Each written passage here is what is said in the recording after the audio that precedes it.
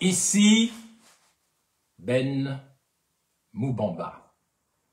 Nous sommes le jeudi 22 mai 2025. Il est 15h07 à Libreville et 16h07 à Paris. Selon le fuseau où vous vous trouvez maintenant, bonjour et bonsoir. Aujourd'hui, comme je l'ai dit, je vais parler au nom des tam-tams qui se sont tués au Gabon. Toutes les grandes fréquences vibratoires, les voix du Gabon, se sont éteintes, les tam-tams se sont tus. Il est donc de mon devoir de parler au nom de tous ceux qui n'ont pas la capacité peut-être de se faire entendre. Mes chers compatriotes et amis du Gabon, encore une fois, c'est Ben Moubamba qui vous parle aujourd'hui de l'affaire Mbagnié, étant entendu que cette situation s'aggrave en réalité jour après jour. vous avez suivi l'actualité. Vous savez que le gouvernement gabonais a menti en disant que la décision des tribunaux ou du tribunal ou des juges corrompus de la haie a changé la frontière de la rivière qui est à l'ouest du Wellington et à l'est de la Guinée équatoriale, attribuant le village historique de la famille Nguema, au Biangema, au Gabon, ainsi que la ville d'Ebébéine, une très belle, deux belles villes d'ailleurs, dont on ne trouve pas les équivalents au Gabon. Eh bien, les juges corrompus de la haie, au nom d'une convention de 1900, auraient attribué cette partie du territoire de la Guinée équatoriale au Gabon contre les 3 îles gabonaises de Konga, de Cocotier et de Mbagné. Vous avez vu qu'immédiatement, le président de la Guinée équatoriale, M.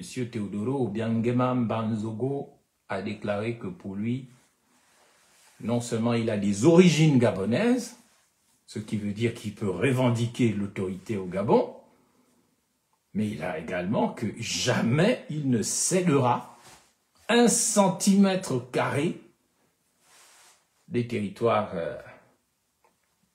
de Mongomo et des Bébéines, ce qui montre bien que les autorités gabonaises mentent et essayent de manipuler une opinion gabonaise très fragile, très émotionnelle et très manipulable.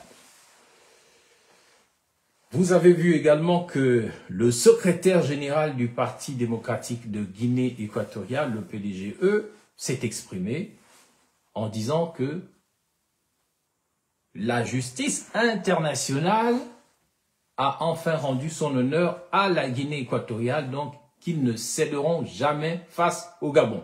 Les choses sont claires.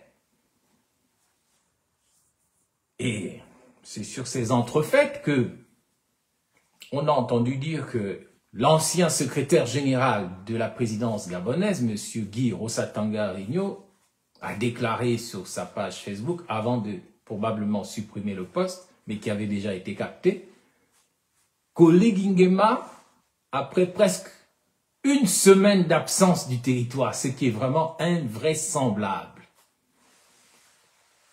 après pratiquement 1 semaine d'absence du territoire gabonais, ce qui est un abandon de poste en réalité, et une présence mystérieuse au Vatican, d'où on l'a vu célébrer des messes, lui le protecteur entre guillemets du Gabon, se cacher derrière le pape, s'abriter au Vatican, avoir peur de revenir, Guy Rosatanga Rigno, qui se voyait probablement déjà comme le futur président de la Cour constitutionnelle version Oligui Nguema, déclare que, au nom de la sagesse africaine, un enfant qu'on envoie puiser de l'eau, il faut d'abord attendre qu'il remplisse la calebasse. Donc, son inconscient parle en nous disant que Oligui Nguema est un enfant qu'on a positionné au sommet de l'État gabonais. Et tout enfant peut être manipulable par les adultes ou les psychopathes qui se présentent devant lui. C'est exactement ce qui se passe dans le dossier de Mbagné. C'est Guy Rosatanga Rigno lui-même qui, faisant fi de la déclaration de son président Oligui Nguema, qui dit non, on va défendre les intérêts de la nation, on va préserver la paix. Il le dit depuis Rome. C'est pas du tout ce qu'on attend de quelqu'un qui a prêté serment sur sa propre constitution inique de défendre la République gabonaise et qui, de l'étranger, dit que non, on va préserver la paix et puis on n'a pas tout perdu, on va voir, non, non, non, non, non, non, non. Mes chers compatriotes, je salue d'abord celles et ceux qui se connectent. Je vois Ibega, Clarisse Mba et puis d'autres. Je vous salue très patriotiquement. Tout ça pour annoncer qu'aujourd'hui, je vais parler de Oligui Nguema, l'enfant, dont a parlé Rosatanga Rigno. il n'a jamais été qu'un enfant, il a des caprices d'enfant, et depuis son arrivée à la tête du Gabon, que ce soit pendant la transition ou pendant le petit mois qu'il vient de vivre, il se comporte comme un enfant.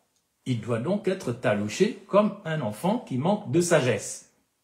Ce sera la première partie de mon intervention.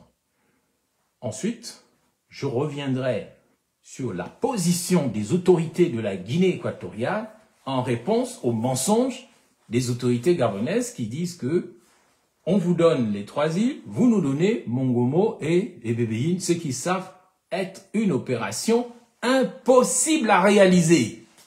On est dans ce qui caractérise vraiment oligarchiquement le mensonge à tous les étages. Depuis qu'il est arrivé, il ment, il ment, il ment et il ment tout le temps. Même dans le dossier Mbagnié, il ment. Ça, ce sera donc la deuxième partie de mon intervention. Et je terminerai mon propos de ce jeudi 22 mai 2025 en abordant la question de la guérison de la nation par la résolution de la crise de Mbagnié. Nous devons résoudre valablement la crise de Mbagnié pour guérir la nation gabonaise et donner une chance à l'Afrique centrale de réussir son intégration sous-régionale parce que nous prenons la direction de la guerre. La guerre, elle vient toute seule. Elle commence comme un jeu. On ne sait jamais comment une guerre commence. Elle commence toujours par une petite affaire. Comme on a vu, la Première Guerre mondiale a commencé par une petite affaire. À Sarajevo, un duc passait, un jeune lui a tiré dessus. Il ne savait pas à cette époque-là qu'il venait de déclencher la Première Guerre mondiale qui allait provoquer des millions de morts. Ne négligez pas l'affaire de Mbagnié parce que Mbagnié peut être, et ce sera le sujet de ma troisième partie, peut être une source pour la guérison de la nation et pour l'accélération de l'intégration sous-régionale, ou bien ce sera la bombe qui va déclencher la guerre mondiale dans le golfe de Guinée. Je pèse mes mots. Si nous négligeons l'affaire de Mbagnié, Mbagnié sera la source de l'éclatement d'une guerre mondiale qui aura lieu dans le golfe de Guinée. Et que la plupart des futurologues et des stratèges mondiaux ont déjà vu depuis des années. Moi, je fais partie des experts du problème théologico-politique dans le monde, de ceux qui ont déjà vu avant beaucoup la guerre en Ukraine et qui ont déjà vu une guerre nucléaire de basse intensité, si on n'y prend pas garde, et qui ont vu également une guerre mondiale avec pour épicentre le golfe de Guinée. Et comme nous sommes avec des gens qui ne comprennent pas les dessous des cartes, nous sommes en train de blaguer avec cette affaire. Parce que nous sommes dirigés par un enfant. Donc, je salue encore toutes et celles et ceux qui sont en train de se connecter et je viens donc de dire, avant d'entrer dans le vif du sujet, que les choses sont graves. Celui qui est présenté comme le président du Gabon est absent du pays depuis presque une semaine. Il est parti, soi-disant, à la messe inaugurale du pape. Il est resté là-bas au Vatican. Il a vu une secte catholique qu'on appelle Sant'Egidio. On ne sait pas quel magouille il est en train de faire avec ces escrocs. Parce que ce sont des escrocs, toutes ces sectes catholiques. Et je parle en tant qu'expert du catholicisme. Il est là-bas. Ça chauffe au Gabon, il ne veut pas rentrer, il est avec sa femme. C'est maintenant qu'il doit montrer qu'il est viril et pas seulement un danseur de hip-hop en majorette. C'est maintenant qu'il doit montrer que le pouvoir qu'il voulait là, il peut l'exercer. Non, lui, il est caché au Vatican derrière le pape, à supplier une secte catholique, Sant'Egidio, de l'aider à régler le problème entre la Guinée équatoriale et le Cameroun. Donc, est-ce qu'il y aura une guerre? Est-ce qu'il n'y aura pas de guerre? Ce n'est pas à des gens qui ne savent pas le dessous des cartes de dire qu'il y aura une guerre ou qu'il n'y aura pas de guerre. La guerre répond à une seule loi, si vous ne savez pas, la loi de la causalité. Toute chose qui se passe a une cause. Et si au départ, la cause est X, à la fin, la cause sera Y. Le résultat sera Y. Parce que ça se suit. Les choses qui sont en mouvement ne peuvent pas être arrêtées comme ça. C'est ce qu'on appelle la loi de la causalité. Il y a des choses en mouvement aujourd'hui entre, d'abord à l'intérieur du Gabon et ensuite entre le Gabon et la Guinée équatoriale et enfin dans toute l'Afrique centrale qui menace d'être, en tant que prochaine zone émergente, le lieu où une guerre de très haute intensité risque de se dérouler sans qu'on l'appelle une guerre mondiale, mais c'est déjà une guerre mondiale. Savez-vous que on a déjà une guerre mondiale africaine en RDC depuis pratiquement une vingtaine d'années ou 30 ans et personne n'en parle. La guerre en RDC a déjà causé plus de 10 millions de morts, c'est-à-dire largement plus que ce dont on parle au Moyen-Orient ou en Ukraine ou en Russie, et pourtant, personne n'ose la qualifier de guerre mondiale africaine à cause des ressources en minerais, des matières premières. Et le problème de Mbagné, c'est d'abord un problème non seulement de matières premières, c'est aussi un problème maintenant militaire et de géostratégie mondiale qui va inclure probablement dans les prochains mois la Russie, les États-Unis, l'Europe, la Chine, et c'est très dangereux parce qu'à la tête de nos pays, on a des enfants, des gens qui ne comprennent rien, qui ne sont attirés que par leurs intérêts, leurs jouissances directes et personnelles, et voilà pourquoi ils sont incapables d'avoir une vision stratégique, très pensée, cohérente, impliquant l'ensemble de la nation. Voilà maintenant que je vais aborder le premier point de mon intervention de ce jour, c'est-à-dire Oligui Nguema, qui a été qualifié par un lapsus révélateur par son ancien secrétaire général de la présidence, Guy Rosatanga Igno, d'enfant qu'on a envoyé chercher de l'eau et dont la calebasse n'est pas encore remplie. Et c'est pour ça qu'il n'est pas encore entré au Gabon. Mais on tombe des nues, c'est quoi ce pays, c'est pas possible. Et dire qu'on est dirigé par des gens comme ça, mais c'est invraisemblable. Un ancien secrétaire général de la présidence peut dire que le président est un enfant qu'on a envoyé chercher de l'eau au puits pour, moi, c'est moi qui rajoute, éteindre l'incendie que la Guinée équatoriale a allumé au Gabon avec l'eau bénite du Vatican et qui n'a pas encore rempli sa calebasse et qui, donc, n'est pas encore revenu au pays. Si ce n'est pas un délit de fuite, ça peut être un délit de fuite, un début d'exil aussi d'Oligui Nguema, mais en tout cas, c'est un abandon de poste. C'est une non-assistance à nation en danger. Et c'est criminel.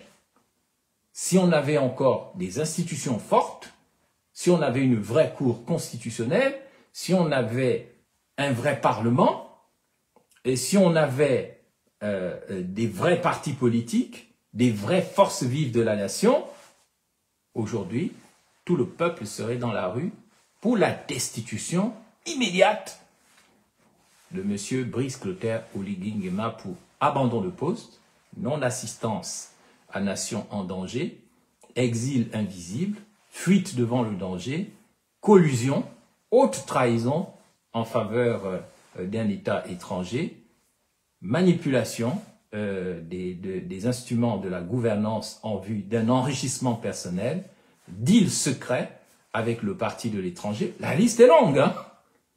En tout cas, moi, président, les îles Mbagné, Cocotier, Konga ne seront jamais cédées à la Guinée équatoriale. Que la Guinée équatoriale entende bien et ouvre les oreilles. Moi, président du Gabon, les îles de Konga, de Cocotier et Mbagné ne seront jamais cédées à la Guinée équatoriale, quel qu'en soit le prix. Je dis bien quel qu'en soit le prix. Que cela soit rapporté aux autorités gabonaises et aux autorités équato-guinéennes. Peut-être qu'un jour, il n'y aura plus d'hommes au Gabon. Peut-être qu'un jour le Gabon disparaîtra. Mais je vous le dis, vous, autorité du Gabon, autorité de la Guinée équatoriale, ce jour n'est pas encore venu. Ce jour n'est pas encore venu. Il viendra puisque aucun empire n'est éternel, aucun pays n'est éternel, aucun être humain n'est éternel, rien n'est permanent ici-bas. Mais le jour de la fin du Gabon n'est pas encore venu. Le jour de la fin du Gabon n'est pas encore venu. Alors, pourquoi Rosatanga Vigno dit-il que Oligui Nguema est un enfant qu'on a envoyé avec une calebasse chercher de l'eau, sans doute pour éteindre l'incendie. L'incendie qui a été allumé en Mbagné par la Guinée équatoriale et que les autorités gabonaises sont incapables d'éteindre. Eh bien, vous devez d'abord vous rappeler des actes qui ont été posés par M. Oligui Nguema depuis qu'il a surgi comme président de la transition. Quelques exemples peuvent déjà illustrer son infantilisme en fait, qui l'empêche de gérer correctement la chose de l'État. J'en prendrai peut-être 2 ou 3 exemples pour ne pas être trop long. D'abord, M. Oligui Nguema va s'entourer d'économistes d'opérette venus de France, de la diaspora gabonaise, et ils vont faire une annonce grandiloquente. Nous avons racheté Assala. Et désormais, nous allons gérer notre propre pétrole. Nous sommes des superman. Nous avons Gabon Oil Company qui va prendre les actifs d'Assala. Et c'est déjà là un mensonge. Parce que ceux qui connaissent le milieu du pétrole savent que Gabon Oil Company est incapable d'opérer les opérations de trading extrêmement complexes qui permettent à cette société dont on ne connaît pas bien le statut de gérer la chose du pétrole correctement. Et vous savez ce qui s'est passé avec l'opération Assala? Nous n'avons fait qu'acheter les actifs toxiques, c'est-à-dire les dettes et le matériel pourri d'Assala. En fait, nous avons financé un fonds d'investissement américain qu'on appelle Carlyle, un fonds vautour. On lui a permis finalement de payer ses dettes, de s'autofinancer sur le dos du Gabon. Et on a menti aux gens que, voilà, nous sommes désormais une superpuissance pétrolière, mais le résultat est clair, nous nous sommes fait avoir dans l'affaire d'Assala et c'est connu. Ondosa, le professeur Ondosa vous l'a expliqué mieux que moi, vous savez qu'on nous a menti. Les enfants sont des menteurs, en général, parce que les enfants vivent dans l'imaginaire.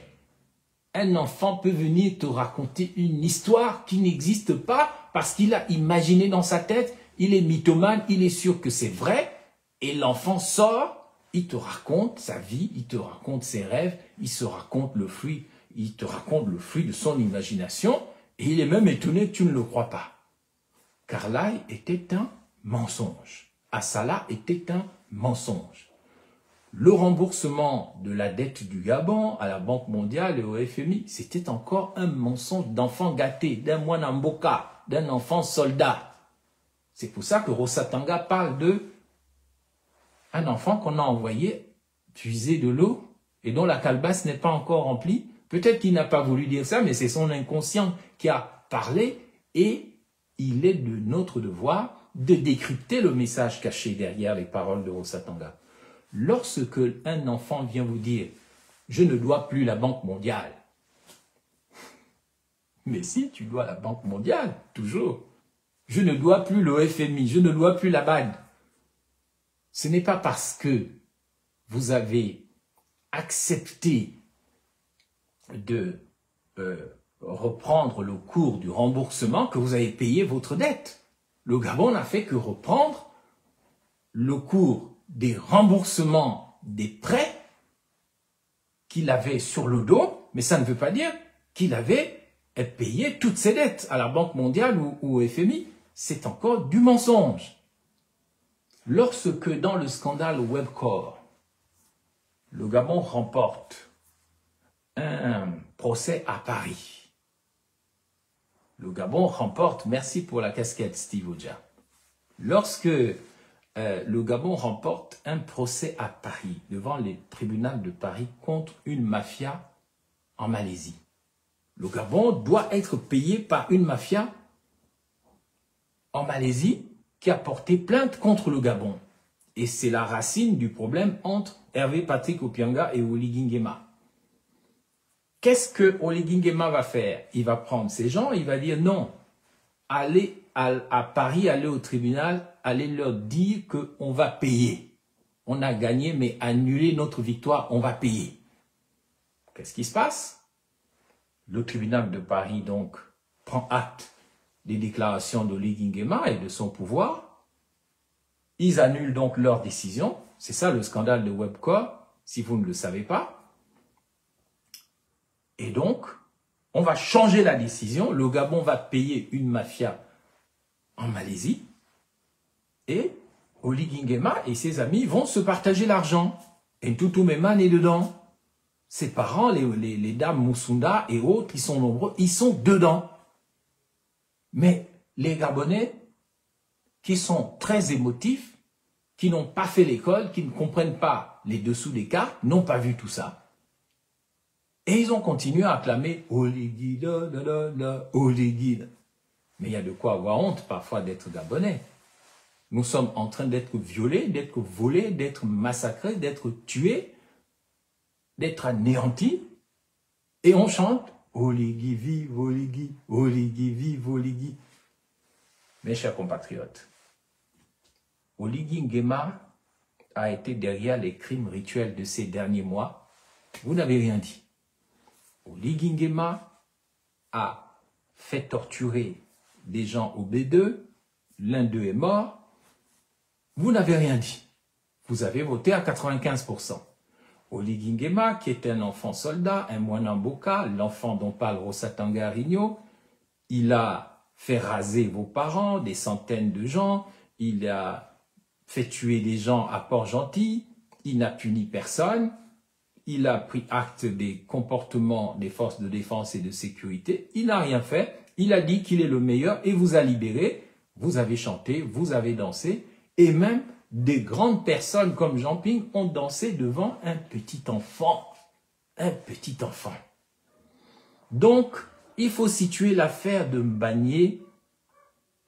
Il faut situer l'affaire de Mbagné dans le comportement infantile de Oligui Nguema.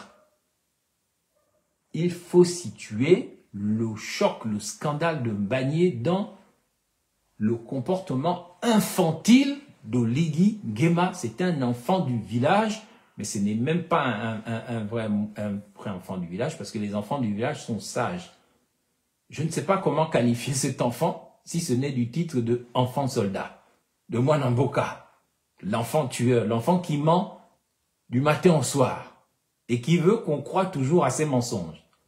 Et il y a des gens qui sont là, qui sont impressionnés par les mensonges d'Oligui Nguema, parce que ils sont faibles, ils sont nuls, c'est des peureux, c'est des traîtres, ils sont pas courageux, ils sont comme des souris, des rats quand ils voient le chat ou le serpent arriver, ils disent « Ah, mange-moi, mange-moi, mange-moi s'il te plaît ». C'est comme ça que réagissent beaucoup de Gabonaises et des Gabonais. Quand le serpent ou le chat arrive pour te manger en tant que rat, souris ou musaraigne, tu ne te bats pas, tu ne te dresses pas, par exemple, comme un serpent qui a de quoi se défendre, pour dire, tu t'approches, je te pique. La souris, elle se rend sans se battre. La musaraigne, elle crie sans se battre. Le rat, il bouge un peu et il se fait tuer, il se fait avaler. Et je voudrais donc, en le disant, que les Gabonais comprennent qu'il faut changer notre fréquence et notre totem. Il ne s'agit pas de devenir des panthères comme eux, des Ekans, des Ikongu, des Congolais, des hommes panthères, des hommes léopards, parce que c'est ça que ça veut dire. En réalité, c'est un concept, c'est pas une ethnie. Les Kans, ou les Kongu, ou Congolais, c'est un concept qui veut dire que le Congolais, les Kans, les Kongu, le Kougouleux, tout là où vous voyez des Kangos, des Ka, tout ça, c'est le Bantou qui a déjà mangé et tué un homme comme lui. C'est un Kans, c'est un enfant de Caïn. Il a la marque de Caïn, il a le Ka en lui. Il est un cas d'assassin, de tueur, de mangeur de petits Rinaldi, de buveur de sang, d'assassin. Donc, nous devons comprendre que la fréquence que nous devons opposer aux félins, aux léopards, aux hommes panthères, c'est que nous devons avoir une capacité d'autodéfense, comme le sont les gens qui disent « nous ne sommes pas des félins, mais nous sommes par exemple des aigles ». Les aigles, si une panthère vient les attaquer, la panthère recevra son coup de bec ou son coup de griffe. Un lion qui vient attaquer un serpent venimeux risque d'être foudroyé par du venin. Il faut savoir se défendre dans la vie au lieu de crier comme des lâches et des peureux. « Ah, il donc à prendre l'île de Mbagné, ça va nous faire quoi? Ah, mange-moi, tue-moi. Ah, Boumamé, tape-moi. Qu'est-ce que ça me fait? Ah, Mbagné, c'est petit, non? On fait quoi? Ah, ben, tous les équato-gabonais infiltrés maintenant au Gabon, c'est le discours qui développe. Parce que nous avons accueilli beaucoup de fans qui ne sont pas des Gabonais, qui n'ont pas la fréquence vibratoire du Gabon, et c'est très bien, mais ça c'est fait d'une manière pas du tout honnête. Et ces équato-gabonais que je vois aujourd'hui parler, ils n'aiment pas le Gabon. Ils n'aiment pas le Gabon. Et il y a d'autres Gabonais venus d'ailleurs qui ne viennent pas par amour de cette terre. Ils viennent comme pour violer cette nation, violer la mère patrie, c'est tout ce qui les intéresse, parce que leurs placentas ne sont pas enterrés dans la terre gabonaise. Si leur placenta était enterré dans la terre gabonaise, ils ne diraient, ah, ils diraient pas, mais oui, mais on n'a qu'à donner Mbagné, ça fait quoi? Ah, est-ce qu'il y a même des richesses là-bas? J'ai entendu là, un toutoum, quelque chose là, qui est sur le... Bon, bref, je ne veux pas parler de lui, mais j'ai lu des réactions de gens qui disent « Ah, c'est pas grave, on n'a qu'à donner. » Mais c'est parce que vous n'avez pas. Si vous étiez des fans avec vos placentas enterrés sur la terre de Wellington, sur la terre de Logwe, Ivindo, ou moins Logwe ou Essia, vous ne parleriez pas comme ça. Et donc, au Ligui, sur ce premier point, je résume, est un enfant de la malédiction du Gabon. C'est un fils de la perdition. Il n'aime pas ce pays en réalité. Il est en mission d'infiltration dans le cadre de la destruction du Gabon.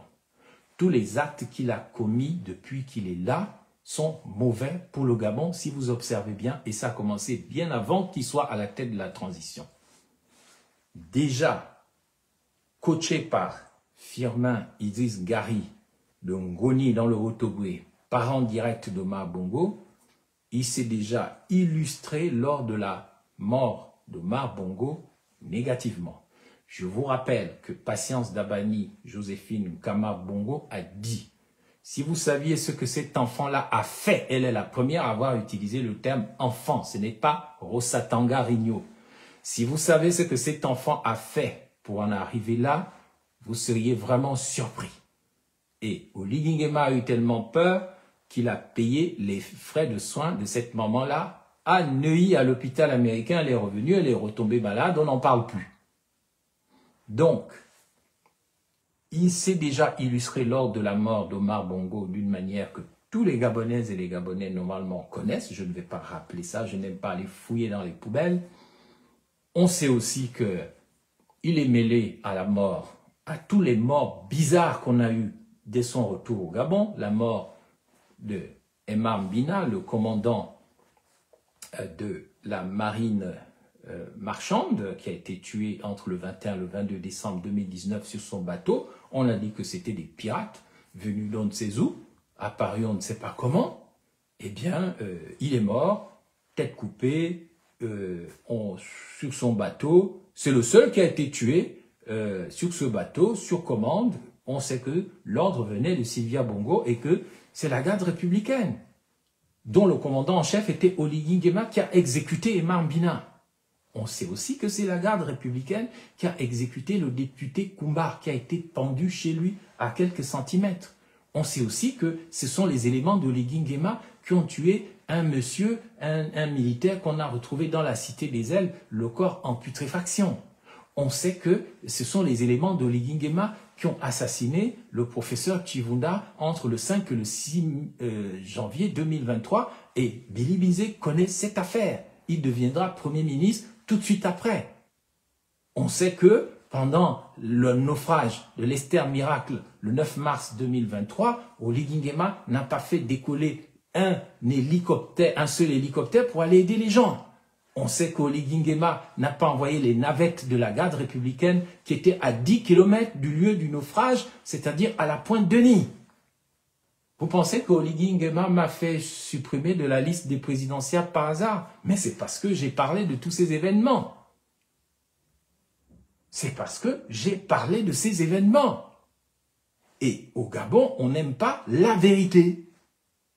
Parce que les enfants têtus sont souvent très rancuniers.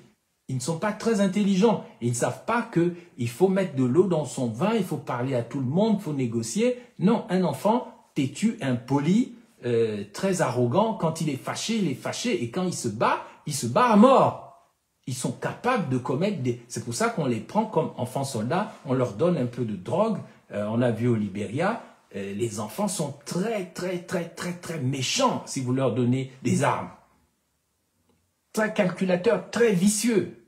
Et ne prenez pas au hasard la parole de monsieur Rosatanga Vigno. Je me permets de commenter l'écrit d'un rigolo, un Gabonais peureux, traître et Mwanamboka qui vient dire oui, Rovan, Fabrice, quand je pense que vous étiez Premier ministre, vraiment, parce que, mais deviens déjà Premier ministre toi-même. Tu n'es pas capable de devenir même député ou directeur par ta propre force.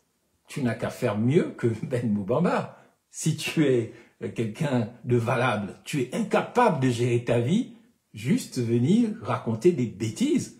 Qu'est-ce que c'est que vice-premier ministre? Ça veut dire quoi? Vice-premier ministre sans se faire enculer. C'est moi, Ben Moubamba, vice-premier ministre sans renoncer au principe. Vice-premier ministre sans manger la chair humaine ou boire la chair humaine sans sacrifier un de ses parents. Vice-premier ministre, c'est pas un label de qualité qu'on doit brandir pour dire qu'on ne doit plus parler ni dire la vérité aux Gabonaises et aux Gabonais. Donc, mon cher ami, mon cher petit, tu n'as qu'à devenir vice-premier ministre pour faire mieux que moi. Et ça, je le dis pour que vous compreniez que vous êtes bête comme un Gabonais. C'est une insulte que nos ennemis ont inventée pour dire bête comme un Gabonais. Ça veut dire que quelqu'un qui ne comprend pas les données du débat, quelqu'un qui ne comprend pas les dessous des cartes, quelqu'un qui a peur de se battre, quelqu'un qui est prêt à livrer son pays facilement, quelqu'un qui s'enferme derrière le tribalisme pour vendre son pays. Donc tu es bête comme un Gabonais, circule. Merci. En ce qui concerne l'infantilisme d'Oligui Nguema, on pourrait multiplier les exemples. Quelqu'un qui, on l'a vu, ben, il y a ses bisous, ses danses de hip-hop, comme une majorette, alors qu'il est général, soi-disant. Quelqu'un qui fait venir un ganga menteur, que je connais bien, c'est mon ami Junior Ndondon. Il sait que c'est mon ami, mais c'est un menteur. Ce qu'il a fait là, aller donner la griffe de la panthère et la lance à Issoze Ngonde le jour là, pardonnez-moi, c'était un lapsus révélateur, ce qu'il a fait là avec Brice Clotaire Oligui Nguema, en lui donnant la lance, il lui a tout simplement donné le permis de tuer. C'est ce que ça veut dire. Quand tu donnes la lance du destin, la lance des Romains, c'est avec ça qu'on a transpercé le cœur de Jésus sur la croix. C'est avec la lance. Ça veut dire que tu donnes le permis de tuer à quelqu'un. Tu donnes le permis de tuer à quelqu'un. Ce n'est pas du tout une bonne chose qui a été faite. Parce que ce qui a été donné là, ce n'est pas les symboles de l'autorité gabonaise. Donc, voilà que Rosatanga, quand il dit que Oligui est un enfant qu'on a envoyé puiser de l'eau au puits, eh bien, et que sa calebasse n'est pas encore remplie, il ne sait pas qu'il a parlé profondément. Hein. Les Gabonaises et les Gabonais doivent comprendre la profondeur de cette parole. Nous avons mis au sommet de l'État gabonais un enfant. Donc, le propre d'un enfant, c'est sa fragilité. Regardez bien le pauvre Oligui Nguema. Moi, parfois, il me fait pitié. On sent que c'est un enfant qui a été traumatisé dans la vie. Il a été traumatisé. Il y a quelque chose qui l'a traumatisé. Ce qui fait qu'il se comporte comme un enfant traumatisé dont la blessure psychologique n'a pas encore été guérie. Est-ce que c'est parce qu'il a été élevé sans son père? Mais il y a des gens qui ont été élevés sans père et qui ne sont pas devenus détraumatisés. Ce n'est pas une excuse. Et c'est la chose la mieux partagée au Gabon aujourd'hui. La plupart des enfants qui naissent ne connaîtront jamais leur père. Mais ça ne les empêche pas de devenir des gens. Est-ce que c'est parce qu'il a grandi à Angoni avec sa mère venue du Congo, mais pas tout à fait reconnu, élevé par des oncles, par des parents, trimballé, pas pris au sérieux? Est-ce qu'il a eu beaucoup de frustration? Mais c'est un enfant traumatisé qui demanderait finalement un accompagnement psycho-spirituel au lieu de faire comme les évêques qui sont là avec leurs robes de femme, leurs soutanes, les bishops, les pasteurs, les soi-disant hommes de Dieu qui l'encouragent dans ces bêtises d'enfants. Qui vient parler quand on voit des évêques qui sont là, au lieu de donner des conseils psycho-spirituels à leur président, ils l'encouragent dans les bêtises, ils célèbrent des messes bizarres au Vatican, ils organisent des réunions dans des sectes catholiques comme la communauté Sant'Egidio. Mais vous n'aidez pas Oligui Nguema. Oligui Nguema, moi quand je le vois, j'ai même du mal à lui en vouloir. Je sens un homme traumatisé par son passé, par son enfance, par les gens qui l'ont maltraité, et il cherche à se venger et à se prouver des choses qui, c'est lui qui a les femmes, c'est lui qui a le pouvoir, c'est lui qui est président, c'est lui qui est chef du gouvernement, c'est lui qui est chef du parlement, c'est lui qui est chef du pouvoir judiciaire, c'est lui qui est chef des Mapan, c'est lui qui est chef des catholiques, il est chef de tout. C'est un enfant qui veut prendre sa revanche. Il veut prendre sa revanche sur la vie, sur ceux qui l'ont traumatisé, et c'est très dangereux à la tête d'un pays, et c'est sur ça que le très psychologue président de la Guinée équatoriale, Teodoro Obiangema Mbanzogo, s'est appuyé pour le manipuler. Clarisse m'a dit que Dieu le protège, que Jésus protège qui? À un certain moment, il faut que Oligui Nguema assume ses actes. Il n'a pas à être protégé. Il est une menace existentielle pour le Gabon. Quand tu deviens une menace existentielle, c'est que tu peux mettre en danger l'existence de quelqu'un ou l'existence de quelque chose. Il a voulu être président. Alors pourquoi il fuit? Parce que exercer le pouvoir, c'est souffrir. C'est pas le pain et les plaisirs dont on parlait encore l'autre Aoussa qui a fait rentrer les Aoussa au Gabon en pagaille, René Ndemezo de Bitam, encore lui, toujours vous. Vous avez fait rentrer les Aoussa en pagaille et puis vous venez dire « Ah, le pain et les plaisirs, c'est ce qui compte. » Exercer le pouvoir, ce n'est pas le pain et les plaisirs. Exercer le pouvoir, c'est accepter de souffrir. Exercer le pouvoir, c'est accepter de souffrir pour une communauté. Même si tu dois donner ta vie, même si tu dois mourir, tu acceptes de te sacrifier pour le bien de tous. Et c'est ça la vraie imitation de Jésus. Tu as dit que Jésus le protège. Mais ça, ce sont vos croyances de bêtises, de bêtes comme un Gabonais qui prennent le christianisme pour un truc de magie, un gris-gris. On va te protéger. On va te protéger pourquoi? Qu'est-ce que Oligui Nguema se cache derrière les soutanes des prêtres? Qu'est-ce qu'il fait au Vatican? Il n'a qu'à montrer qu'il a un bangala. qu'il a des testicules. Le Bangala, c'est pas juste pour coller les petites. Le Bangala, c'est le signe que tu as une virilité. C'est-à-dire que tu as une force de l'âme. La virilité, ça vient du latin virtus. Et virtus, c'est la force de l'âme. La virilité, c'est la force de l'âme. C'est pas d'abord l'érection sexuelle à coller les petites du matin au soir et tu dis, oui, je suis le président, je suis le chef du gouvernement, je suis machin, je suis le bâtisseur. Mais les traumatismes, les Gabonais ne sont pas responsables des traumatismes d'Oligui Nguema. Assume tes traumatismes, Oligui Nguema. Assume tes traumas. Toi-même, comme tous les êtres humains doivent assumer leur traumatisme, au lieu de mettre ça sur le dos des gens. Tu es un enfant traumatisé de par ton histoire personnelle, traumatisé par ton père, traumatisé par tes oncles, traumatisé dans le Haut-Ogooué, traumatisé dans le Wellington, traumatisé dans l'armée. Donc, vous venez dire que Jésus le protège en vertu de quoi? Qu'il assume maintenant. Il a voulu le pouvoir, mais qui se montre maintenant comme un protecteur de la nation, chose qu'il est incapable de faire. Il est incapable de protéger le village. Donc, c'est ici que je vais vous dire que Teodoro Obiang-Nguema est un fin psychologue. C'est quelqu'un de très malin. Un homme qui a souffert comme lui.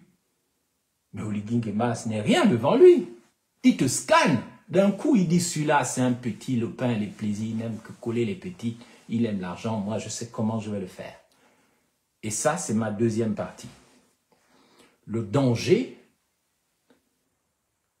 du Teodoro Obiang-Nguema et de la Guinée équatoriale pour le Gabon peut se résumer à la relation déséquilibrée entre Oligui Nguema et Teodoro Obiang-Nguema. Teodoro Obiang-Nguema a déjà un pied dans la tombe. Il a déjà un pied dans la tombe. Mais pour lui, Oligui Nguema, c'est rien.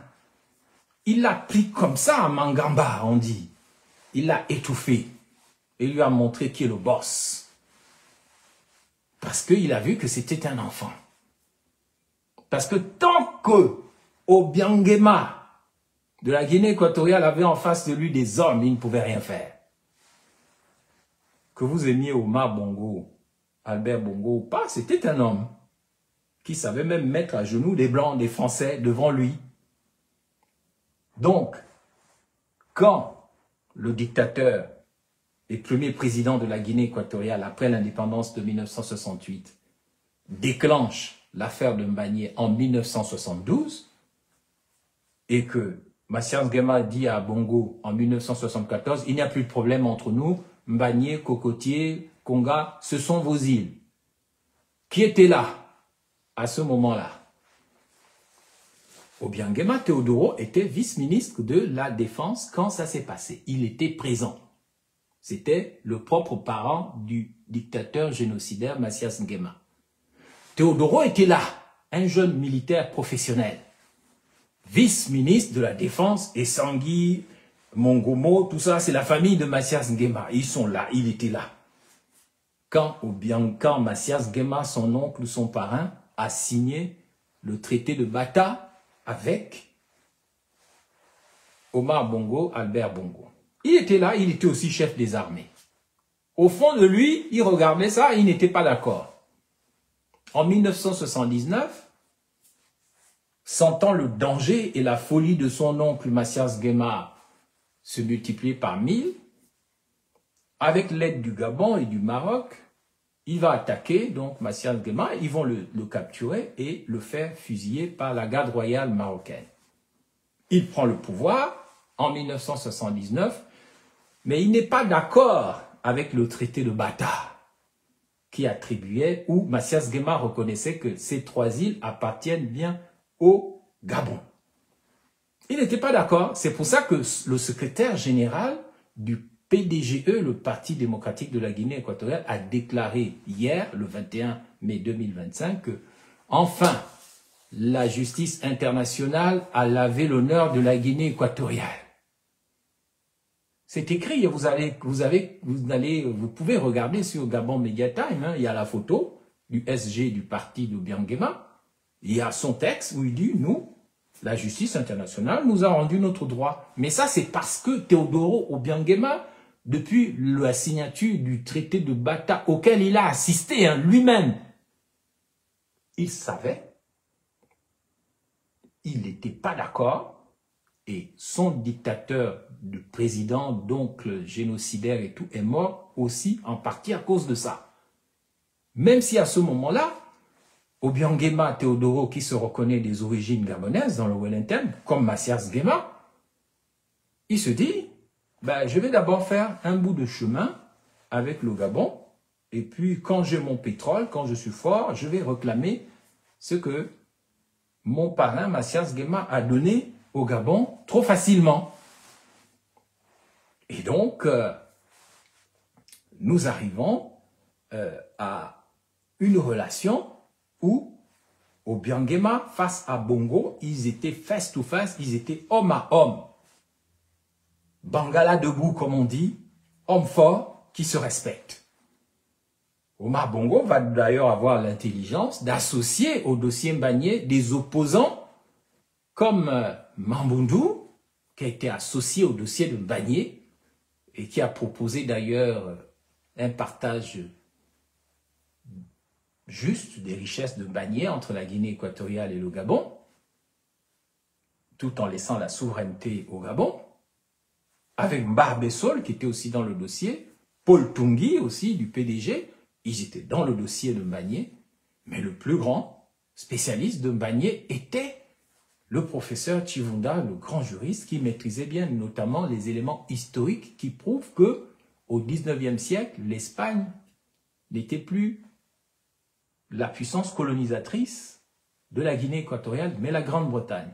C'est au départ de la Grande-Bretagne, au début du XXe siècle, que l'Espagne est revenue pour faire du travail forcé, exploiter le cacao et le café en tuant, en massacrant les Équato-Guinéens.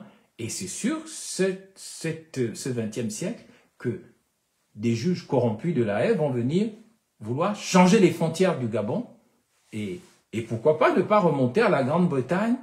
Et mais les Espagnols étaient là au XVIIe, XVIIIe siècle. Mais avant aussi, il y avait les Portugais. Les Portugais étaient là. Les premiers qui soient arrivés étaient les Portugais. Pourquoi ne pas s'en référer à l'arrivée des Portugais? On aurait dû s'en tenir à la loi de l'Organisation de l'Unité africaine qui dit qu'on ne peut pas changer les frontières héritées de l'époque coloniale. Et surtout, un pays indépendant en 1968 comme la Guinée équatoriale ne peut pas venir changer les frontières d'un pays devenu indépendant avant la Guinée équatoriale, c'est-à-dire le Gabon 1960, la Guinée équatoriale 1968. Vous ne pouvez pas changer les frontières. En plus, vous commencez à revendiquer seulement en 1972. Et 2 ans plus tard, en 1974, vous acceptez le fait que ces îles sont gabonaises et c'est votre ministre de la Défense, vice-ministre de la Défense, qui, devenu président après vous avoir fait tuer, va encore venir revendiquer vos îles. Donc, tant qu'Obiangema avait en face de lui des hommes, il ne pouvait rien faire. Il fallait qu'il ait en face de lui des enfants soldats ou des moines en boca. Donc, il va commencer déjà à jouer sur la communauté femme du Gabon, André Baobam, Yegendon, Casimir Oyemba. Il voit que ça ne fonctionne pas. Donc, on va attendre l'arrivée d'Ali Bongo, et là aussi, ça ne fonctionne pas. Mais moi, pour avoir été au gouvernement, je peux vous dire que j'ai vu le complot contre Ali Bongo devant moi, net, comme ça. J'ai su que cet homme, on allait le tuer. Devant moi, quand j'étais au gouvernement. C'est pour ça que je parlais des faux amis d'Ali Bongo. Mais comme Ali Bongo était aussi un gars bizarre, un gars très bizarre, on lui dit, il ne comprend rien, lui aussi il est dans les ambiances, il est dans son orgueil, dans le m'as-tu vu, mais il gardait encore un peu la fréquence d'Omar Bongo. Il tenait, mais moi j'ai vu de mes yeux comment on était en train de l'embrouiller. J'ai vu la stratégie de Billy Bizet, j'ai vu comment, c'est pour ça que je parlais d'Isso Zengondé tout à l'heure, lapsus révélateur, j'ai vu comment Isso Zengondé a été manipulé, mon Dieu, comme un enfant. Comment le plan était en train de se faire. J'ai vu un jour Ali Bongo au moment du dialogue national de 2017, dont on m'avait exclu, bien sûr, parce que j'avais les yeux ouverts. Un jour, j'ai vu Ali Bongo arriver avec une canne. Une canne, il boitait. Et je savais qu'il y avait une femme qui avait bien encerclé, il y avait des gens qui l'avaient bien encerclé au niveau occulte, et il n'avait plus beaucoup de jours devant lui. On est en 2017. Et je voyais que Ali Bongo ne comprenait pas. Il pensait peut-être que moi, j'étais venu au gouvernement par intérêt matériel. Nullement. Ils ont vite vu que je n'étais pas venu pour ça. J'étais venu pour la nation et pour voir de près ce qui se passait là-dedans et essayer d'empêcher l'effondrement de l'État gabonais. Mais en face de moi, j'ai trouvé des gens tellement organisés. De telle sorte que c'était tellement... Le complot contre le Gabon a commencé en 2016 avec une opération qu'on appelait, toujours téléguidée à mon avis, à partir de la Guinée équatoriale ou du Cameroun, ça s'appelait, je ne sais plus comment ça s'appelait. En tout cas, c'était monté, cette opération de déstabilisation du pays était montée depuis une ferme agricole à Minzik, appartenant à Yves Fernand Manfumbi, de Ndende. Vous voyez, quand on dit des écans, ne pensez pas aux ethnies. Hein. C'est des gens qui sont dans la tuerie, hein, dans la griffe de la panthère, dans la mort. Ils ont monté un coup. Je ne sais plus comment s'appelait cette opération.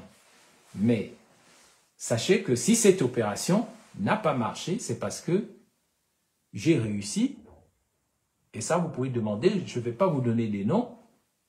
Ils m'écoutent, ils savent de quoi je parle. Tous les services spéciaux et les services secrets du Gabon savent de quoi je parle. Cette opération, montée depuis une ferme de Minzik, pour déstabiliser le pays en 2016, et que j'ai empêché. À tel point que si le pays n'a pas éclaté en 2016, c'est grâce à moi. Et ne soyez pas surpris que, pour continuer à maintenir la stabilité de l'État, je me sois retrouvé au gouvernement. Mais au gouvernement, Ali Bongo était entouré de gens qui voulaient sa mort, qui étaient même des traîtres, qui étaient même dans les complots. Ils étaient autour de lui et il écoutait comme un idiot. Ali Bongo écoutait tous ses ennemis comme un idiot.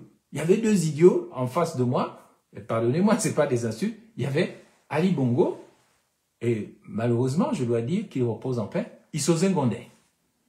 Donc quand les Billy Bizet, tous les comploteurs, tous les gens qui étaient connectés avec les gens qui voulaient les Mbagné et tous les autres, quand ils mettaient en place leur stratégie, Ali Bongo ne voyait que du feu. Dans son orgueil, il n'en avait que pour Liban Soleiman, Sédou Khan, Ali Akbar Onanga, tous ces gens, je les ai vus, mon Dieu, au gouvernement. Ali Akbar Onanga, mon Dieu, quand je le vois parler aujourd'hui, j'ai honte, mais je les ai vus, les Bioremba, tout le monde, moi je voyais Ali Bongo s'éteindre devant moi. Alors, qu'est-ce qu'ils vont faire? Parce que mes ennemis au gouvernement n'étaient pas que les ennemis internes au gouvernement, ils étaient aussi dans l'opposition, ils étaient aussi en France, ils étaient aussi en Guinée équatoriale, ils étaient aussi au Cameroun. Donc, qu'est-ce qu'on va faire? Ils font une réunion secrète, ils disent « Oh, Moubamba, c'est un orgueilleux là-bas. » Ils font une réunion avec les Maganga, Moussavou, les Ndemezo, le pain, les plaisirs, avec tout un complot contre moi et ma famille même qu'ils avaient décidé de tuer. Ils disent « Moubamba, c'est un orgueilleux. Il est vice-premier ministre, mais vous voyez, si on vous le descendez, ne fût-ce que ministre d'État, il ne va pas aimer. Et dès qu'il va bouder, vous allez dire, on va dire, bon, il a violé la Constitution, l'article 29 sur la solidarité gouvernementale. » Donc, ils ont fait ce plan. Après le dialogue national, ils se sont partagés les postes entre eux et ils ont décidé de m'humilier en disant, on le descend ministre d'État. accepte. Et s'il accepte ministre d'État, il finira ministre délégué, conseiller, et puis petit nyama rigolo, il aura démontré qu'il était là juste pour le pain et les plaisirs. Donc, on me nomme après le dialogue ministre d'État. Ali Bongo menace, il dit que si quelqu'un dans ce gouvernement parle encore, je le vire. Et moi j'ai dit, ah bon, c'est comme ça. Ok, d'accord. Je suis allé écrire sur ma page Facebook exprès, parce que je savais que c'était le déclenchement, la guerre, l'explosion finale. Comme j'ai vu que Issoze Ngondé ne comprenait pas que après Ali Bongo, il serait la cible, j'ai dit, ok, je vais vous laisser entre vous, mais avant, je vais foutre la merde. Je suis allé sur ma fameuse page Facebook, que je surnomme la fronde de David contre Goliath. J'ai écrit que je n'étais pas d'accord avec le plan de relance économique. Je n'étais pas d'accord avec l'endettement, avec les prêts au FMI. C'est mauvais. On peut faire autrement et j'ai proposé d'autres choses pour éviter le surendettement de l'État. Mais je savais qu'en écrivant ça, c'était la fin. Alors, j'ai dit à mon épouse, je vais écrire cette déclaration, mais ça va ouvrir l'enfer sous nos pieds. Qu'est-ce que tu en penses? Elle m'a dit, mais fais comme tu veux. J'ai écrit, je suis allé à Port-Gentil, et à partir de là, 7 ministres d'État sont allés faire le siège d'Ali Bongo pour dire « Moubamba a violé la Constitution ». Ils étaient connectés avec la Guinée équatoriale, avec le Cameroun, avec plein de complotistes de 2016. Ils se sont dit « Là, maintenant, on le tient ». Ils sont allés voir Ali Bongo pendant des heures. On dit « Non, Moubamba doit partir ». Parce qu'il a écrit ça sur sa page Facebook. La même page Facebook d'où je vous parle là. J'ai pris mes responsabilités en disant que si j'accepte d'être réduit au poste de ministre d'État alors que ce n'était pas ça qui était prévu, la prochaine fois, ils vont me faire boire du sang humain, manger la chair humaine, me faire, voilà, 3 points de suspension. Je dis pas question. Et c'est ainsi que j'ai déclenché le feu sur ma page Facebook. Billy Binzé, votre nouveau héros, s'en est saisi. Oh là là, qu'est-ce qu'il n'a pas dit? Moubamba est fou, il ne respecte pas la Constitution, on doit le virer. Ils sont allés, ils ont entraîné Issoze Ngondé jusque chez Ali. Ils ont dit non, non, non. Ali Bongo a refusé ça, il ne pouvait pas le faire, c'était pas bien, c'était pas correct, mais au bout de plusieurs heures, il a cédé. Ali Bongo a dit,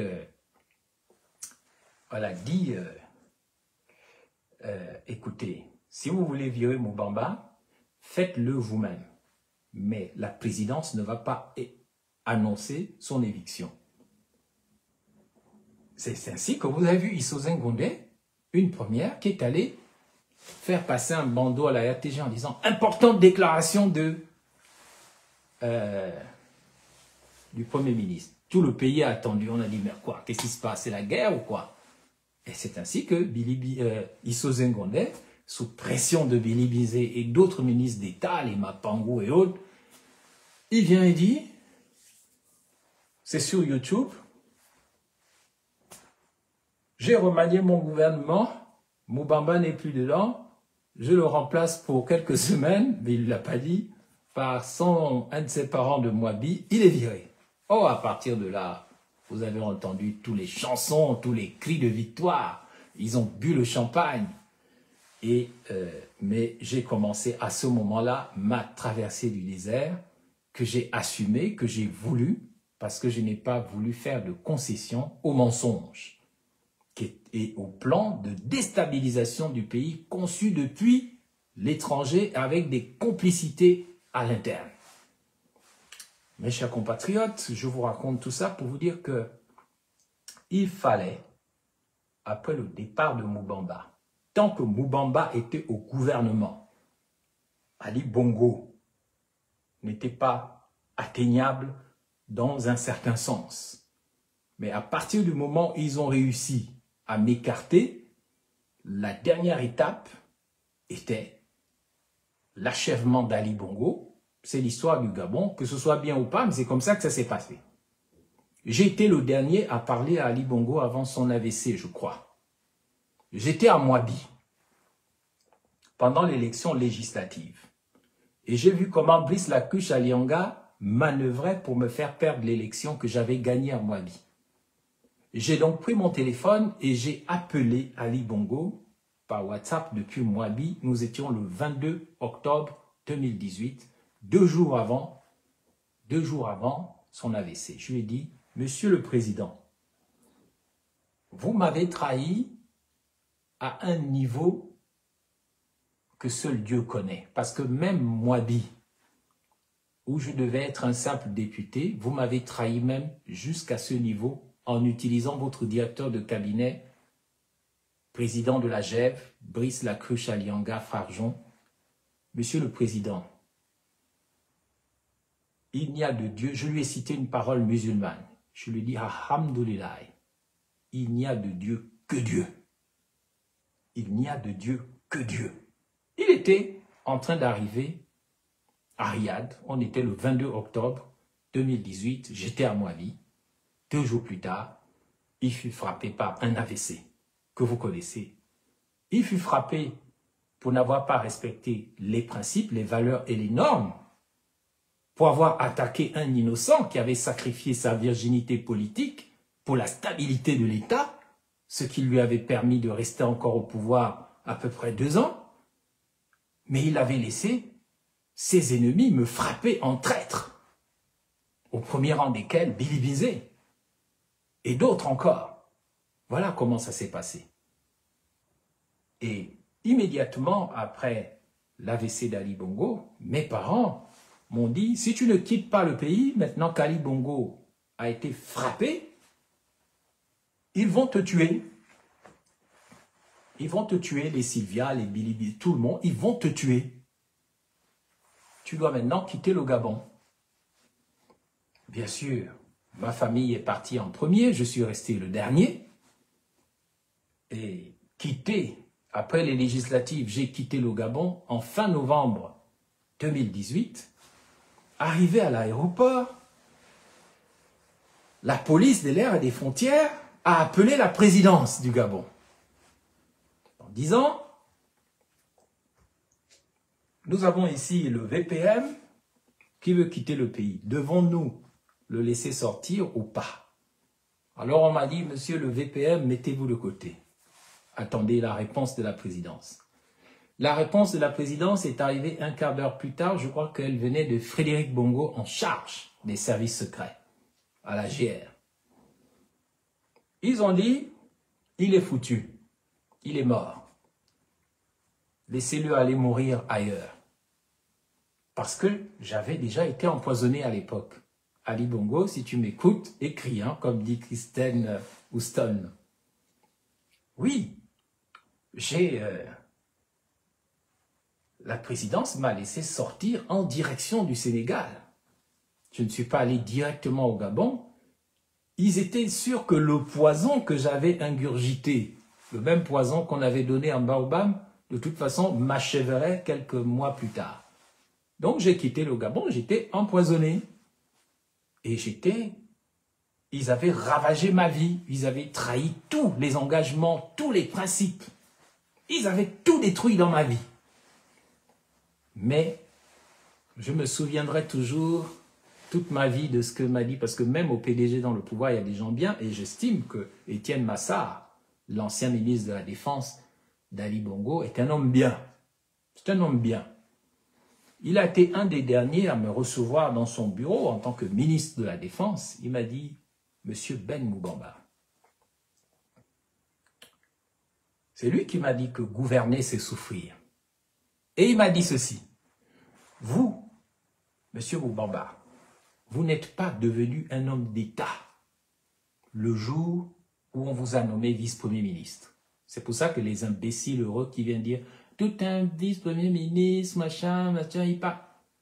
Étienne Massard, merci, parce que vous m'avez ouvert les yeux le jour où vous m'avez dit vous n'êtes pas devenu un homme d'État le jour où on vous a nommé vice-premier ministre. Mais Écoutez-moi bien, monsieur Moubamba.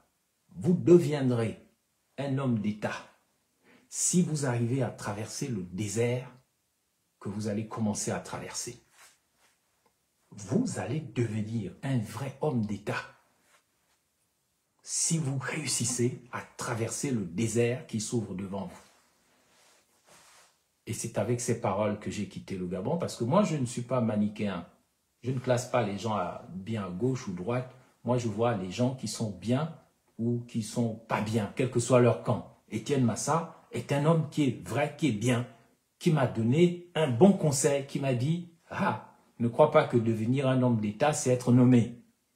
Devenir un homme d'État, c'est avoir une capacité intérieure de le devenir. » Donc, j'ai quitté le Gabon dans cet esprit et j'ai entamé la plus grande traversée du désert qu'un homme politique gabonais n'a jamais traversée. Mais de cela, à partir de mon arrivée à Dakar, je n'en parlerai que dans mes mémoires, parce que le jour où je parlerai de ma vie, les Gabonais, comme d'habitude, diront « Non, tu mens, c'est un menteur, il ne peut pas avoir vécu tout ça. » Je reviens donc vers la fin de mon intervention d'aujourd'hui. La Guinée équatoriale a manipulé Oligui Nguema en tant qu'enfant de la malédiction, enfant traumatisé.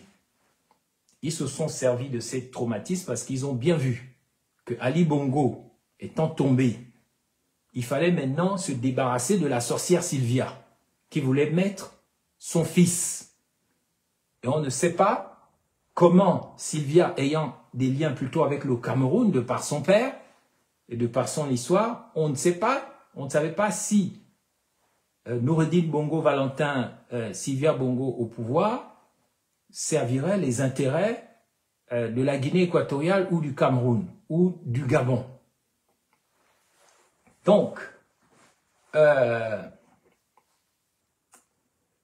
qu'est-ce qui va se passer pendant l'affaire de l'AVC, et puis tout ce qui se passe après, on parle de sosie, on parle de plein de choses, mais toujours est-il qu'à ce moment, un plan va se mettre en place autour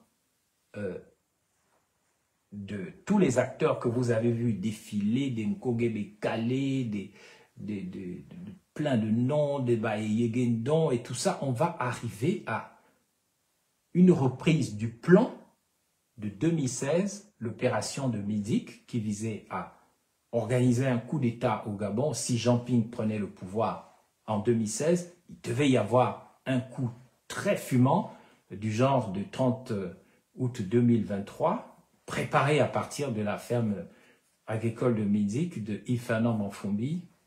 Allez demander à... Bon, je ne vais pas citer son nom, ils peuvent vous donner tous les détails à ce sujet. Le B2, les services spéciaux, ils sont au courant de tout ce dont je parle. Ils connaissent mon rôle là-dedans. Et si Oligui Nguema a tout fait pour m'écarter, c'est parce qu'il sait que je sais. Donc, on va arriver donc à l'affaiblissement du pouvoir, à la montée de Sylvia Bongo et de son fils. On va arriver à un moment des visites du pseudo-Ali à l'Élysée, où il manque de trébucher sur le perron de l'Élysée. On va avoir des discussions entre Oligui Nguema et la France-Afrique. Et si vous ne vous souvenez pas de cela, fin 2020 à Moscou, je fais un audio sur la GR, secte militaire, et je mets au défi Oligui Nguema de faire son coup d'État. Dès fin décembre 2020, les audios sont toujours là. Je savais pourquoi je parlais du colonel Brice Clotaire Oligui Nguema depuis Moscou. Parce que les connexions étaient en train de se créer pour arriver à un certain résultat. Il y a des gens qui vont se faire assassiner progressivement par les réseaux Oligui. Je ne vous parle même pas de député Koumba, d'un militaire de l'armée de l'air, enfin retrouvé à la Cité des Ailes. Je ne vous parle même pas d'Emar Bina. Je ne vous parle même pas de tous ces morts bizarres qu'on a eu même pendant la crise de la pandémie. En tout cas, les choses se sont montées tranquillement, les réseaux se sont créés de telle sorte que la Guinée équatoriale n'est plus en face d'elle qu'un enfant. L'enfant dont parle Rosatanga. Et donc, le dernier qui bloquait le plan s'appelait donc le professeur Chivunda.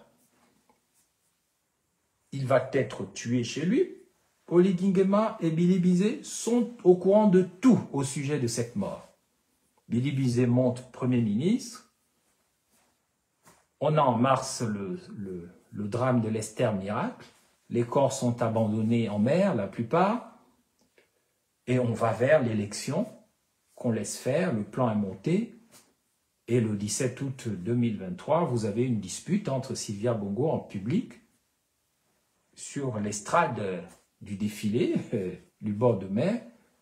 Le pseudo Ali Bongo se dispute en direct avec Sylvia Bongo. C'est le déclenchement de quelque chose que vous ne connaissez pas. À partir de ce moment-là, une première tentative de coup d'État est lancée le 27 août 2023, mais les militaires reculent le 27, parce que ça ne s'est pas passé le 30. Ça a d'abord été tenté le 27. Le 27, ça ne pouvait pas se faire. Après, ça a été reporté, je crois que c'était un mercredi, au 30. À partir de ce moment-là, la Guinée équatoriale avait réussi à placer son homme à la tête de l'État gabonais et également la France-Afrique. Nous ne savons pas grand-chose sur les liens entre la France-Afrique et la Guinée équatoriale. Toujours est-il que Oligui Nguema est en même temps l'homme de la France-Afrique et en même temps l'homme de la Guinée équatoriale à la tête du Gabon. C'est d'autant plus étonnant que la Guinée équatoriale est retournée vers la Russie, comme Mathias Nguema avait positionné la Guinée équatoriale du côté de l'Union soviétique, de Cuba et de la Corée du Nord, qui sont normalement au plan géopolitique des adversaires de l'Occident. Tout le mystère est pourquoi Oligui Nguema, qui est en même temps l'homme de la Guinée équatoriale, est-il l'homme de la France-Afrique? Il y a une thèse qui peut comprendre cela, qui peut expliquer cela, c'est que Oligui Nguema est l'homme de la France-Afrique qui attend une fenêtre pour se jouer de la France-Afrique et aller vers ses parents de la Guinée équatoriale dans un repositionnement géostratégique qui ressemblerait à ce que le maréchal président du Tchad a fait, c'est-à-dire que Idriss Déby ayant commencé à critiquer la France-Afrique, son père, il se fera tuer dans un coup d'État, qu'on a dit une opération militaire avec les rebelles. Son fils monte, Emmanuel Macron va en N'Djamena pour l'adouber. Le fils fait une transition. Et lorsqu'il est élu, il dit « Moi, je ne suis plus avec la France. Je m'en vais vers l'AES. » On ne sait pas si le Luanda Mboka du Gabon a ce plan, mais toujours est-il qu'il a clairement indiqué que pour lui, il ne faut pas critiquer la France. Et ceux qui, dans son cabinet présidentiel, se sont permis de le faire, l'ont mis en danger vis-à-vis de la France. Vous avez entendu un collaborateur du nom de Priva Ngomo, pour ne pas lui donner de l'importance, il s'est adressé à un média russe qui s'appelle RT, je crois. Il a dit que le Gabon va diversifier ses relations, et il va aller vers la Chine, vers la Russie. Il a révélé les pensées secrètes de Oligui Nguema, et c'est pour ça que dans les modifications après les élections présidentielles, lui et son frère se sont retrouvés virés de la présidence parce qu'ils parlaient trop. Oligui avait beau leur dire ne parlez pas trop de cette affaire, ils continuaient de parler, donc on les a mis de côté. Mes chers compatriotes, vous savez que j'aime être avec vous, j'aime vous parler, parce que ce pays est dans les ténèbres, dans l'ignorance. Les tam-tams se sont tus. Je parle de ce qui me semble important et j'insiste sur la déclaration de Teodoro Obiang Nguema quand il dit qu'il ne donnera jamais Mongomo au Débéine, au Gabon. Ce qui veut dire qu'il prendra de gré ou de force le territoire gabonais, que sont les îles de Mbagné, de Cocotier et de Konga, parce qu'il sait qu'en face, il n'y a personne, comme on dit en Côte d'Ivoire, devant ces maïs. Le pays là, c'est comment devant ces maïs. Parce que le maïs n'est pas très solide, il ploie. Lorsqu'on lui met un peu de pression, il plie. C'est pas un arbre, c'est pas costaud, c'est un machin très mou. Parce que le personnel gabonais est fort dans la colère contre les faibles. Il est fort dans la vengeance, dans la rancune, dans la persécution des faibles. Mais le Gabon n'a jamais fait face à un vrai conflit armé, à un point chaud. C'est pas les histoires du QG de Jamping, une guerre. Hein. C'est déjà dramatique, le QG de Jamping. 8 ans plus tard, on en parle encore, mais imaginez que la Guinée équatoriale, sous Mathias Guéma, ils étaient un quart de la population était morte. Un quart de la population était en prison. Un quart de la population était en exil. Un quart de la population était sous surveillance. La moindre chose, c'était la fin de votre vie. Ils sont beaucoup plus armés que nous, au niveau émotionnel. Même s'ils sont moins nombreux, ils ont plus de résilience, plus de capacité de supporter la douleur. Et en plus, ils ont un peuple qui est moins diversifié que nous. Là où nous avons le nord, le sud, l'ouest, le sud-ouest et tout, eux, ils ont le continent, Fon, essentiellement Essangui, avec des petites tribus sur la côte, les Ewondais, et puis l'île de Bioko, Laoué Malabo, les Boubis. C'est beaucoup plus facile à gérer. Mais chez nous, moins de petites choses. Chacun pense d'abord à son intérêt ethnique, à son intérêt de géopolitique interne. Donc, il n'y a pas d'amour pour le moment de notre pays parce que les sages et les savants qui pourraient expliquer le vert, jaune, bleu ne parlent pas. D'ailleurs, qui sait même la profondeur du vert, du jaune et du bleu? Moi, je peux vous en parler, mais je ne veux pas vous en parler en désordre pour que ça ne soit pas souillé par des gens qui ne comprennent rien. Donc, mes chers compatriotes, je voulais vous avertir, le problème de Mbagné est grave parce qu'il risque d'entraîner une guerre mondiale parce que plus les Russes vont s'installer en Guinée équatoriale, moins les Américains vont apprécier ça, les Chinois ont des intérêts, les Français sont historiquement membres de des pays extrêmement importants dans cette zone de l'Afrique centrale. Donc, mes chers compatriotes, il ne faut pas négliger la profondeur de cette crise. Il ne faut pas réagir comme des enfants alors que nous sommes déjà dirigés par des enfants. Et je veux conclure mon propos par la troisième partie de mon propos qui est très simple. La crise de Mbagné doit nous servir à guérir notre nation. La crise de Mbagné doit nous servir à guérir notre sous-région. Comment la crise de Mbagné peut nous servir à guérir la nation bantoue qui est au Gabon? D'abord, en ramenant au devant de la scène le patriotisme, l'idée de patriotisme, parce que il n'y a pas de patriotisme dans notre pays.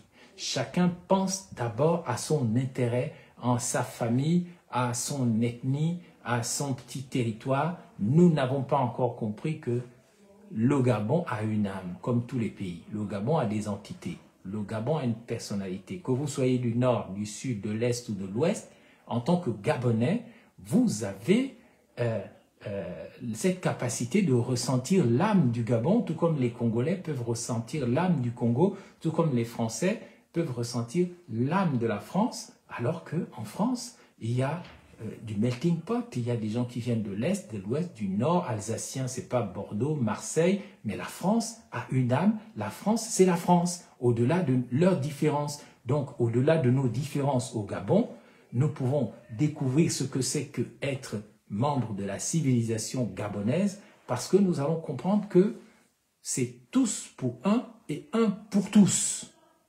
Tant que nous n'aurons pas guéri notre pays de ces fractures tribalistiques, ethnicistes ou claniques, nous ne pouvons pas retrouver le sens de la nation le sens de la patrie. C'est ce qui fait que des pays qui sont plus unifiés viennent nous envahir, viennent nous détruire. Ce que vous ne savez pas, c'est que la Guinée équatoriale a introduit depuis de très nombreuses années des espions dans notre pays. Il y en a dans tous les quartiers, il y en a dans tout le pays. Moi, j'en ai rencontré un en 2015 avec qui j'étais très ami. Et cette amitié l'a emmené à la mort.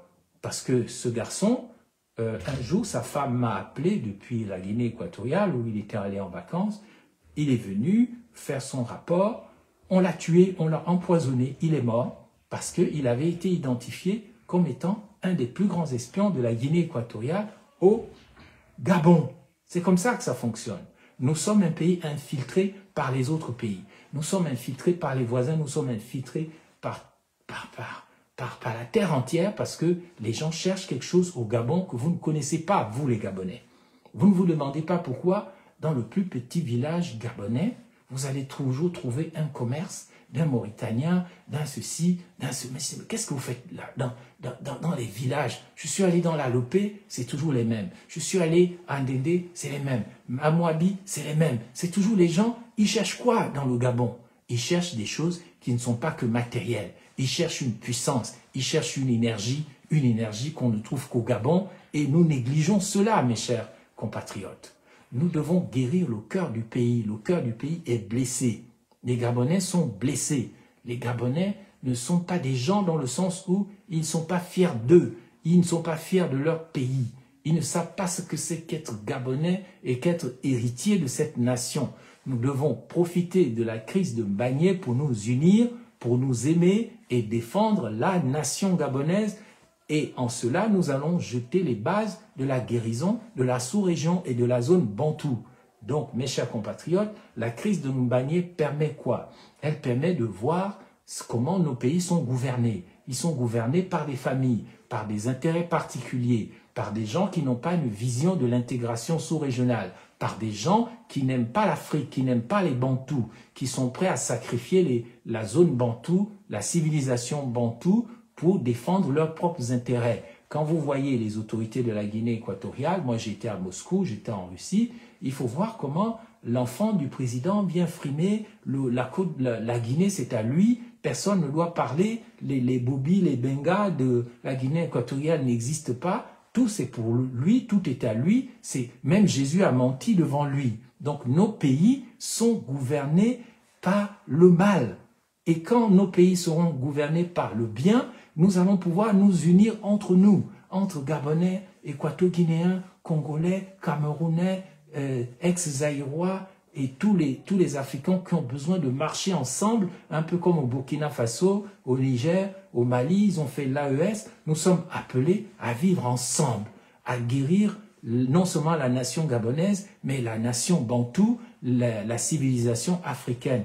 Mais pour ça, il faut des pays qui soient bien gouvernés, où le droit existe, où la protection de la loi est quelque chose de vrai, où il y a la circulation des personnes sans danger, où la culture est partagée, où il y a des banques communes, où il y a des fonds communs, on se prête l'argent les uns les autres, on se soutient, les fonds européens sont un exemple, l'intégration européenne aurait dû nous servir, l'espace Schengen, mais on a des gens qui ne pensent pas à tout ça. Ils ne pensent qu'à eux, ils ne pensent qu'à leur petit plaisir, ils ne pensent qu'à leur compte en banque dans les paradis fiscaux, ils ne pensent qu'à l'argent, ils ne pensent qu'au matérialisme, ils n'ont pas de vision, et c'est ça le problème.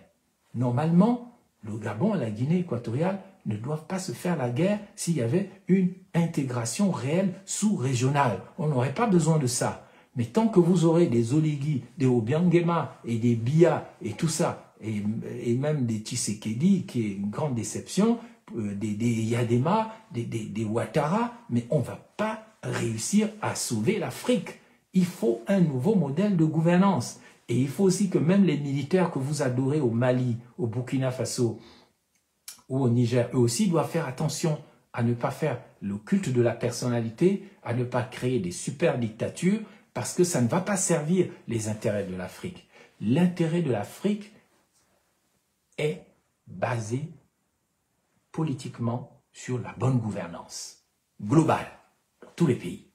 Ensuite, dans le domaine économique, sur le principe de la création des richesses, de l'abondance partagée. la fin de la pauvreté.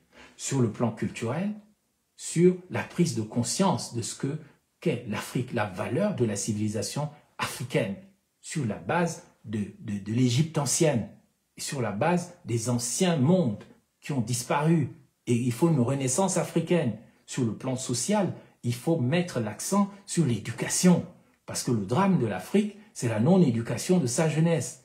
Il faut que l'Afrique comprenne que la vocation de notre continent est de devenir la superpuissance du 22e siècle. Et nos ennemis ne veulent pas entendre parler de ça. Et ils feront tout comme les juges de la Haye pour créer des situations de guerre. Maintenant, moi je ne suis pas d'accord que Teodoro Obiangema vienne nous menacer et vienne prendre les îles du Gabon au nom de la gouvernance familiale, la gouvernance raciste ou tribalistique. Nous sommes pour le partage des richesses, pour la collaboration, la coopération avec la Guinée équatoriale, le Cameroun, le Congo et tous les pays africains, mais de grâce, ça ne doit pas commencer déjà par dépecer le Gabon, parce que à la tête du Gabon, il n'y a personne pour diriger correctement ce pays, et parce que les gens qui dirigent les pays africains souvent sont des gens traumatisés, des psychopathes, des gens qui n'hésitent pas à bouffer de la chair humaine, à boire du sang humain. Ça, je le sais. Demandez-leur ce qu'ils ont fait de Rinaldi. Demandez aux Équato-Guinéens où est passé Rinaldi, le bébé disparu en janvier 2020 à Bitam. Je ne veux pas en dire plus.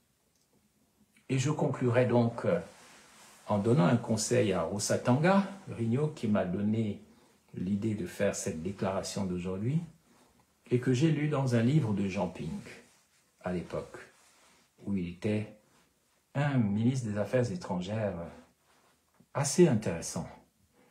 Il a rappelé dans son livre la doctrine de la paix chez Omar Bongo se résumait à ceci: ni indifférence, ni ingérence.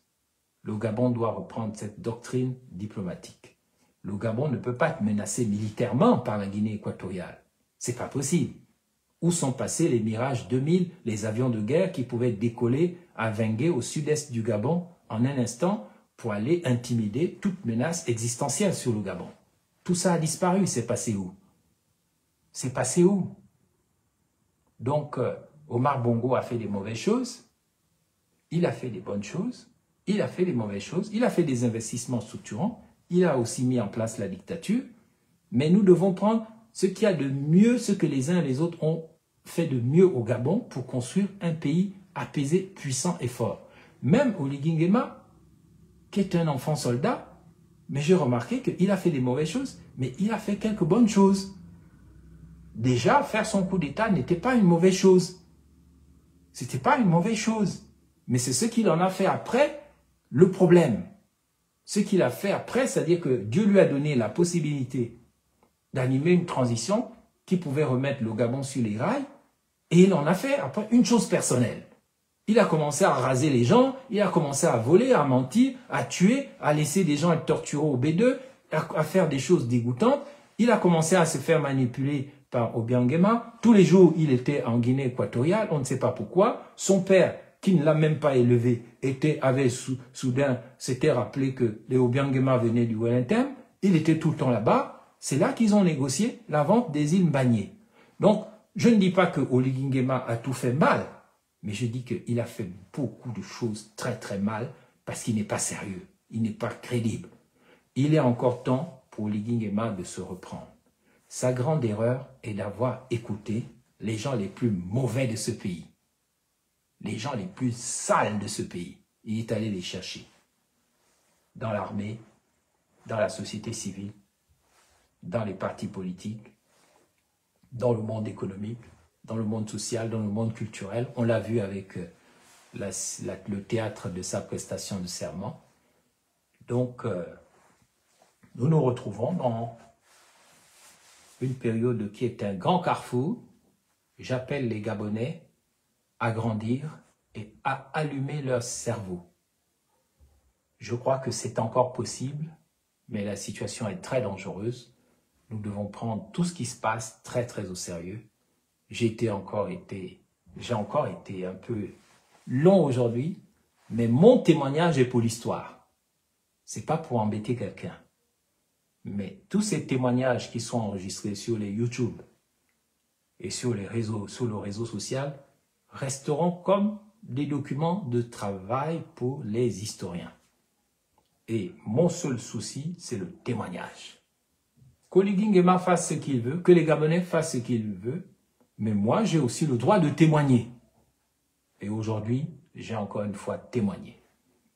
Je ne sais pas si je témoignerai encore demain vendredi, mais comptez sur moi pour vous parler régulièrement en père, en fils et en ami.